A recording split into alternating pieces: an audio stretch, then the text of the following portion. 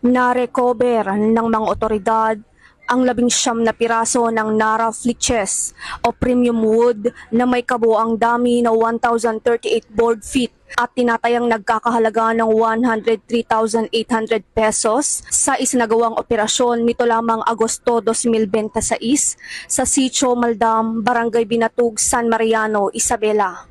Batay sa impormasyon mula sa isang concerned citizen, natukoy ang isang tumpok ng mga Nara wood sa nasabing lugar. Agad namang nagsagawa ng validation at recovery operation ang mga operatiba ng 201st Maneuver Company RMFB-2, katuwang ang Isabela Environment Protection Task Force, SENRO, 1st IPMFC at San Mariano Police Station.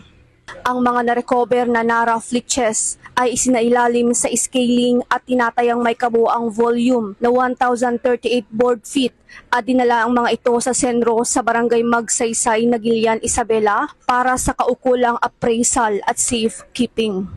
Ayon kay Police Colonel Manuel Bayani Bringas, Provincial Director ng Isabela PPO, patuloy na paiigtingin ng kapulisan at mga katuwang na ahensya ang mga operasyon laban sa illegal logging at iba pang paglabag sa mga batas na pangkalikasan.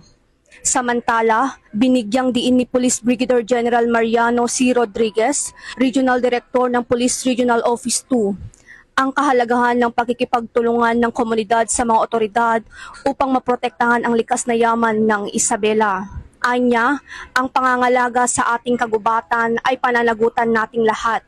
Patuloy nating palalakasin ang ugnayan ng kapulisan, mga ahensya ng pamahalaan at mamamayan upang mapangalagaan ang ating likas na yaman. Mula rito sa Isabela Police Provincial Office, ako po ang inyong PNN correspondent, Police Corporal Sara Jane B. de la Cruz, nagbabalita para sa Police News Network. Alagad ng batas, tagataguyod ng balitang pulis.